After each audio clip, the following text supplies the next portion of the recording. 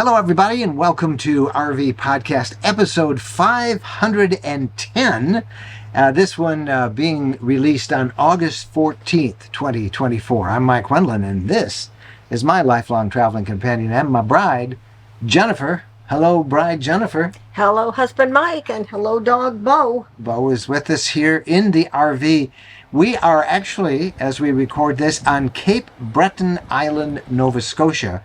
And we would be outside. However, it is extremely windy. It is one of those wind advisory days, 40-mile-an-hour winds.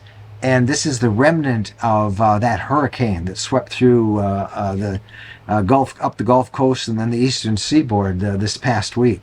So we had a little bit of rain, but a lot of wind today. So we're inside. Otherwise, you'd hear nothing but wind noise. And it's nice if you hide behind RVs, but that's what we have done. We are making a great windshield for our neighbors. We are.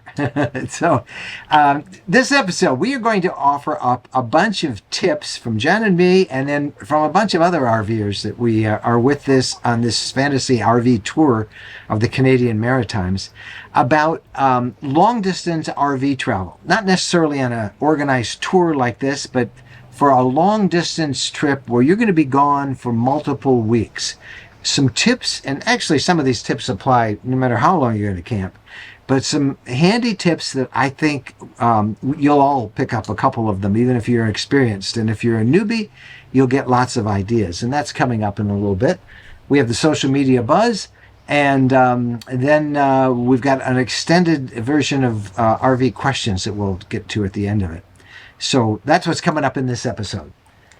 How's our trip been? Our trip has been wonderful. It's starting to wind down now, and a 27-day trip in 1 week. It'll be over. Actually, we're done Saturday. Can you believe Saturday? As this is being released on August 14th. On August 17th, the trip ends, and we'll be up in Prince Edward Island, Nova Scotia, and we'll then have to make our way back to our home in Southwest Michigan. Or maybe not. Maybe we'll just stay up here. We've had just a great time in the Canadian Maritimes. They are indeed a bucket list. And hats off to our friends at Fantasy RV Tours for organizing this. Most of these are RV lifestyle friends and followers that we're traveling with. It's been a great experience, hasn't it? It has been a super experience. These folks are so nice, and I wonder if it's because they're people that follow us, that they're so extra nice, or what it is. But this is like encouraging to travel this way because you're with people, you come back to the same base, you go to have adventures together, and you become good friends. Yes, it's amazing how in just a short period of time like this, you do become friends, and we have indeed. It's time to check in with Wendy Boyer. And Wendy always has some good information to share as she monitors our social media folks, and you're going to learn something. On the RV Social Media Buzz. Hi, everybody. Over in our RV Lifestyle Communities general discussion space, we recently had a post from Kathy. Now, Kathy's camping in Oregon, and she's having this problem she's never had before, and it's of these bugs creeping into her RV, dozens and dozens and dozens of them. She said they're elm seed bugs, and she doesn't know if they're trying to escape the heat or if it's the smoke from the fires that are in that area, but they keep trying to get into her rig by the dozens and dozens and dozens. So she'll vacuum them up and they're right there again. They're crawling on her while she sleeps. She says she's starting to affect her mental and physical health and asked if anyone had any ideas that would help. Lots of people responded, but two responses that really caught my eye. One was from Chris. He suggested that she buy a fumigator. He said this puts a smoke in the air, so none of that sticky residue that a fogger does, and it kills the bug. He said that he's had different insect issues in the south, and so he will set the fumigator, leave for a few hours with his pets, come back, air the whole rig out really good. The bug's gone, and there's been no issues, health issues for himself or his pets, and it's worked great. Another one was from Doug. Doug lives in Oregon, dealing with the same bug getting into his house, and he said one thing that helped him was to put sticky tape all around the windows, and that's helped keep them out. So a couple ideas there for Kathy. And Kathy, I hope you got some help with that. Also in our community, in the RV apps and tools place, we had a question from JoJo. Now JoJo's a new RVer, just got a Class A, planning to go full-time. And so she asked the group, what is the one app that you would recommend? And a couple people like Brenda and Mark said, we don't use just one app, we use a couple.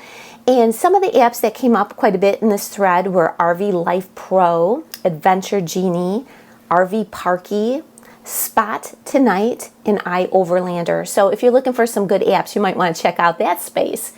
And then over in our RV Lifestyle Facebook group, we had a recent post from Glenise. Now, Glenise and her husband have a 7-year-old golden retriever. And they love to bring their dog with them when they go on trips and travel. But she said they were getting really frustrated with the pet policies of places like Airbnb. So they were considering getting a travel trailer so they could still travel but include their dog. And so she sent this post in the group saying, has anyone else done this? What do you think? And as you can imagine, the majority of the group, and we're talking something like 460 responses last I looked, said, this is great, bring your dog, you won't regret it. RVing and camping with your pets goes hand in hand. Many people, in fact, like Lisa said, that's the whole reason they got an RV was so they could include their dog with them in the RV lifestyle.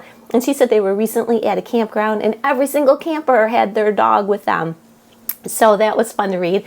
Now, some people did say, there are campgrounds that are more dog friendly than others, and there are places you can't bring your dog, like, let's face it, national parks aren't always the most pet friendly. So there are some limitations, but by far the majority said it works out great. And what I loved about this post is people got so excited they started sharing pictures of their dog living the RV lifestyle. So we had dogs, going out for a walk in the campground, hanging out in their RV, sitting outside the rig by the picnic table. It was just really fun to read. So if you are a pet lover, check that one out.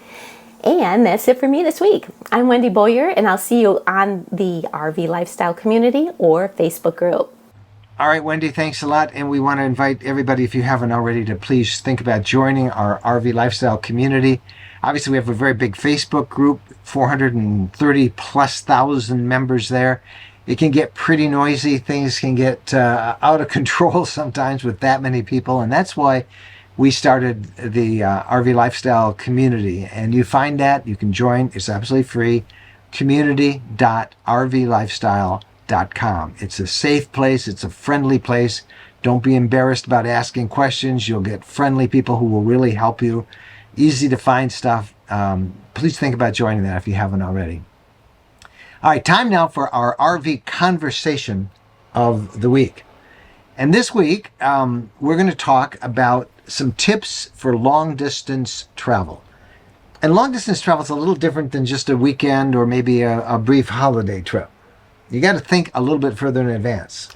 So whatever you can figure out ahead of time, like care of your engine on your truck or your car or whatever you're towing with, your motorhome, whatever you can do ahead of time will prevent you grief down the road. So get your oil changed. If you have a diesel, top it off with DEF.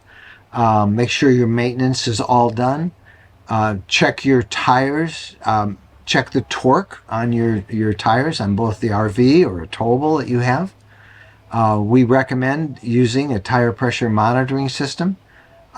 Look over everything, particularly your tires at the start of the trip, and then every day that you're on the road, check it out as well. And know your RV's maximum occupant and cargo carrying capacity. That's the OCCC. Or how much food you can bring, clothing, lawn chairs, ground mats, camping gear, and how much you weigh, your pets your weigh. dog. How much propane, people forget about that, how much propane weighs. And you forget how much water adds to it. And for that reason, we don't recommend that you fill your freshwater tank unless you know you're going to be just boondocking and you can't get water wherever you're going to boondock. We don't recommend going with a full tank, and that's because water weighs 8.2 pounds per gallon. And when you think about it, most Class Bs have, Class B, Class C from 20 to 40 gallons. So that's like 164 to 328 gallons or pounds, 164 to 328 pounds. That's a lot of weight. And if you have a Class A or a big fifth wheel, those are 75 to 100 gallons, and a full tank on those of water can weigh 615 to 820 pounds. So taking fresh water with you is not a good idea. Maybe enough just to flush toilets and wash your hands and stuff on the road. But if you're at a campground where you can get water, use your city water, and don't travel with a full freshwater tank. How many times have we seen freshwater tanks that have broken off? Well, it does happen, and you don't want it to happen to you because you know how bumpy and dreadful some of those roads can be. So be aware of what everything weighs, because it adds up faster than you think. Otherwise, you're not going to be able to eat because you can't add any more weight. No, just we recommend, by the way, not driving all day. Don't do record trips. Lots of people have different ideas of how far you should drive. Our personal rule is we want to be in place by 3:30 in the afternoon, if at all possible, and we don't want to drive any more than 330 miles. Now, do we keep that all the time? No. Do we do a much better job than we did before? Yes. And something you might not think about, don't be one of those people that likes to see how far you can drive before you have to get gas. Try to drive on that top half. And don't get yourself in a situation where you're, oh boy, what do I do now? And that's easy to have happen, particularly out west, but in other parts of the country as well, especially if you have diesel. Drive on the top half of your gas. When you get to a half a tank, Go fill get it gas. up again. Yeah. Other things, these are kind of rookie information, but we see this all the time, and it gives RVers a bad rep. Don't hog the passing lane. Now, I will say there are times when you don't have a big choice. Sometimes, on a 2-lane road, the right-hand lane is so beat up and filled with potholes, and the passing lane is not as bad. That's understandable, but you're going to still get people mad as they pile up behind you. And don't forget to check the local news and the weather and road conditions. You need an app, something like Waves or something to help you so that you don't find yourself in a situation that you don't need to be in. All the apps, Google Maps, Apple Maps, Waze, do a pretty good job of alerting you to hazards along the way. We prefer Waze. One of the things we like about Waze in Canada is it will flag you, it'll show you your speed limit in miles per hour rather than kilometers. And then you have to do a little math so you can figure it out because they are different.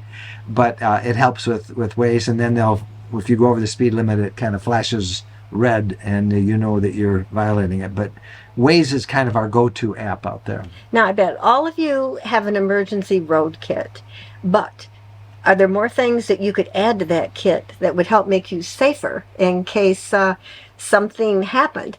Like, yeah, you have flares and flashlights and overalls and gloves and rain gear and tools, but have you thought about a reflective vest or jacket, something that will help people see you? And speaking of potential problems, make sure that you have your road service and your insurance phone numbers and policy numbers, all that on your phone, in your wallet, in the dashboard of your vehicle. Always carry that with you. Now, there are lots of tips about packing that we can pass along, but in general... Okay, in general, try not to take too many clothes. It's harder now that we have a big rig because there's more space, and you think, well, maybe I could use that, maybe I could use this. It's easier when you have very little space because then you really got to boil it down. But think about what you're taking. What do you really need to take? And try to bring clothes that don't need to be ironed. I brought along this trip a steamer that I have so that I can freshen clothes up a bit, because some of the things that are cotton, they have to be ironed. And we've got a couple favorite things. I keep trying to tell him, don't wear that shirt. But he does, because he loves it. But think about your appearance. How can you make it as simple as possible? Now, we have been really lucky because this is the first trip we've traveled with our own washer dryer. We put a washer dryer in earlier this spring. Oh my, that is a game changer. In fact, we're doing washer dryer. We're doing it right now. Now, that means, and we're hooked up to 30 amp instead of 50, which we normally are in this big fifth wheel. But the dryer works fine on 30 amps. We've been using it all across Canada. It's a combo washer dryer. It's vented outside, but we do usually 1 or 2 loads every day, and it's been really great, hasn't it? Yes, it would be better to have a queen size bed than a king, but we have a king. So if you like your sheets perfect, not wrinkled at all, you'll have to Good luck. to Go to a having hotel. some wrinkles, or else press them to get those wrinkles out. But what a gift it is. I mean, it's an expensive luxury. Bring, if you're doing laundry in campgrounds, bring your own, and even if it's your own, obviously bring your own laundry soap and detergent. And at the campground, we have seen on this trip that we're in with a lot of other people, there's kind of rush hour at the laundry rooms. I mean, we are 26 rigs, and we stop, and almost everybody has to do laundry. And since most of us are older, we get up early in the morning, so it's an early morning thing. So it becomes a little bit of a test of your patience. And there are trips and things scheduled that you want to do, so it becomes a little bit of a challenge getting your washing done. And something else, as soon as you get to the campground, find out what hours their machines are available. They might be 24 hours, which is awesome, but they might stop at 6 or 7 or 8, and you can't do any laundry at that time. And also, you need probably coins. And in Canada, that's Canadian coins. And other places in the States, you know, our coins are, I think really now they want you to use a credit card, which credit cards and other games don't work most of the time. Actually, credit cards up in Canada work great.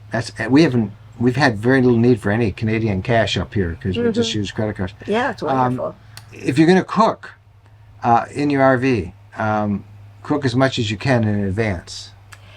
True. We met a couple here last Sunday, and they spent the whole day. It was a free day. They spent the whole day cooking, but they were cooking the meals for each of the days during the rest of the week. So that the rest of the trip they don't have to fuss over food, and they're not going to be like the Wendland household. Shall we have grilled hamburger, grilled chicken, or hot dogs?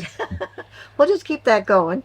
Eating out is really costly, And no matter where you are. It takes time, costs a lot. Yep. And it's not good for And you'll find, half the restaurants you pick are not as good as you had hoped. So it does so much better than bringing your own.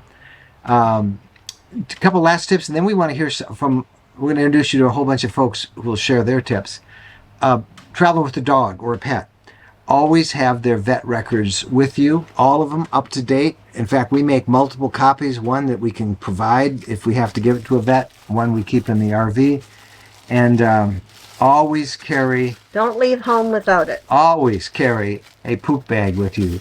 In fact, I put one in each pocket. It's the first thing I load up every morning is poop bags. I didn't realize what a round of laughter was caused when I said something about Bo. I said, this is a two-bagger. Everybody, they're happy they have little dogs. Yep. All right, one last tip. Okay, let people know where you are. Schedule time with loved ones, friends, somebody to let them know where you are in case you need to be reached. You might be just fine, but there might be something else in your life that you need to be told to be aware of. And they should always know where you are and where you're expected to be next. That's really a big part. Oh, those are our tips, but there's so many other things that we're going to tap into some crowdsourcing here. And you'll meet some of the people that we're traveling with, and we've asked them to share their trips about long-distance RV travel. And here they are, back to back. On the road a long time for dependable internet, get Starlink. Starlink. Check with the local people. You could do that at a grocery store, you could do it at a gas station, you could do it at a laundromat.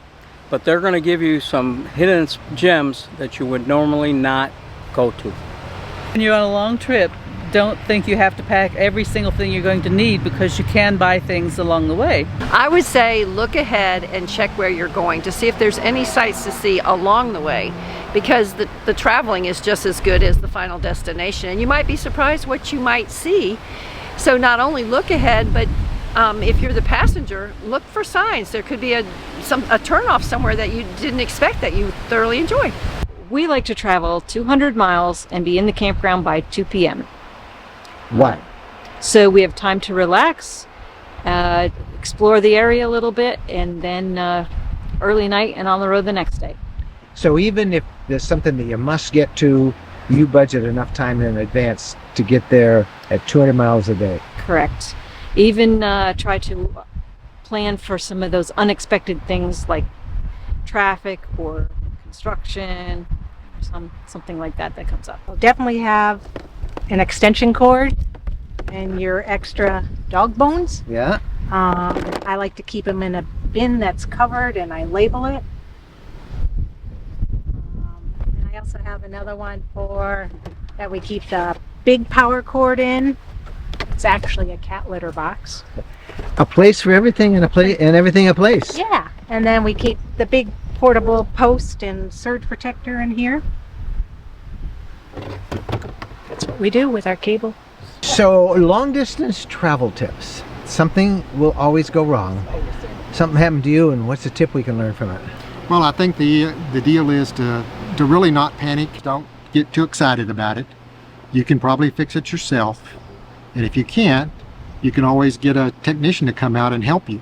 But everything seems to work out, and you learn something every trip. Now you learned something just now. I see you messing around with a couple of things. You're up on the roof. What happened? Well, a bolt came out of the air conditioner, and it was rattling around, and you could hear it from inside. You were on a very bumpy road. Yes. Yeah. Yes, it was very bumpy, and one of those bolts came out, and I was able to just put it back in, and it was great.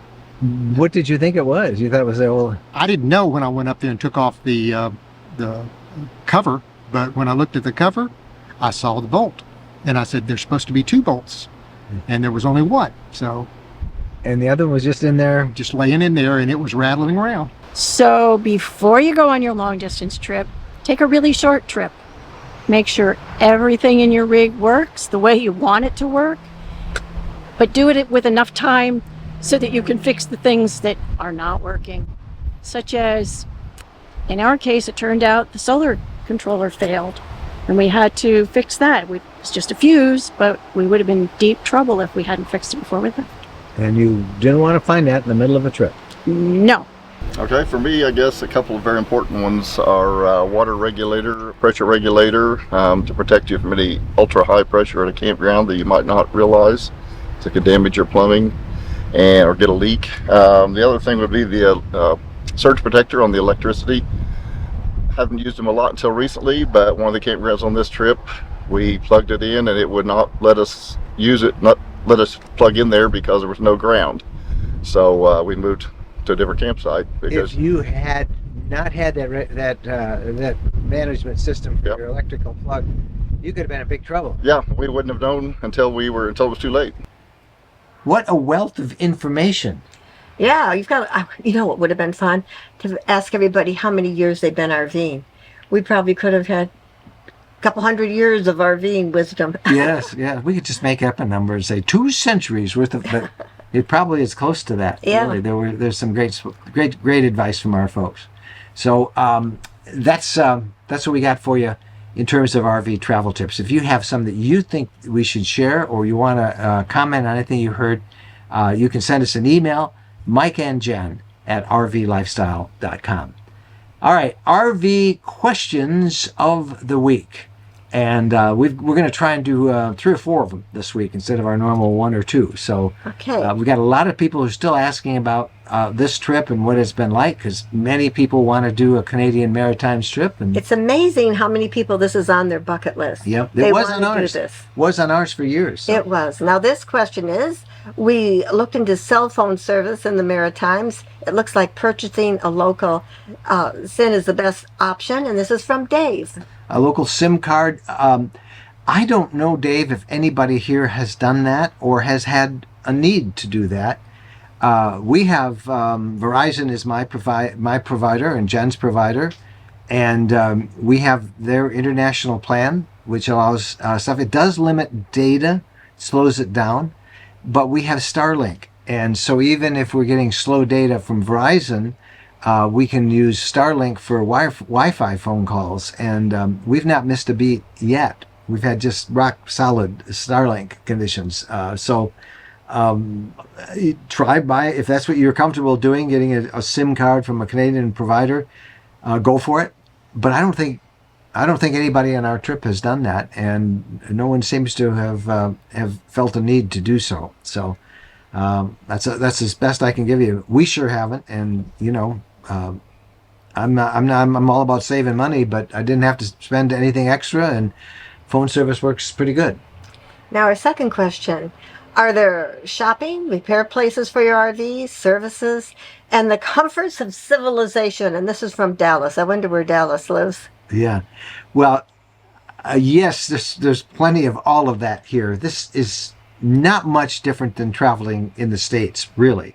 Think of a resort area, clean air, but we've stayed in the campgrounds have been fine.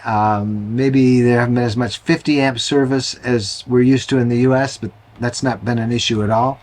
Even though it's been extremely warm up here, all of the comforts of civilization are here, and more so. Some things are just more convenient. I mentioned credit cards and handling stuff. Everybody has chip cards, and it's very efficient. Shopping.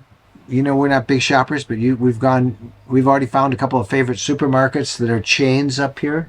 Great Atlantic is one we go to a lot. Mm-hmm. And being here, you're going to hear a lot of French. If you took French in high school or college, brush up on it a little bit before you come here, because you hear, I bet you half the people are speaking French. About half I would say so. Everything is bilingual. But that's the thing; they're all bilingual, so they also speak English. But it is nice to hear French. It really is. It makes you realize, hey, I'm someplace else. Like when you go on a tour, there'll be both explanations in English and then again in French. As to repair places, we've had two people here who've had some broken leaf springs in their vehicles. It's nothing to do with the roads. The roads are fine. It's just that they had bad springs. But interesting that 2 out of the 26 had them.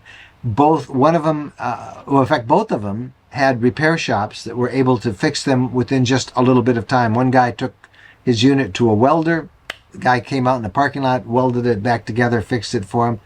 And the same thing with another one. He went to a dealer went to a repair shop. He found one, and they had the exact springs that he needed replacement, and he was back on the road in an hour.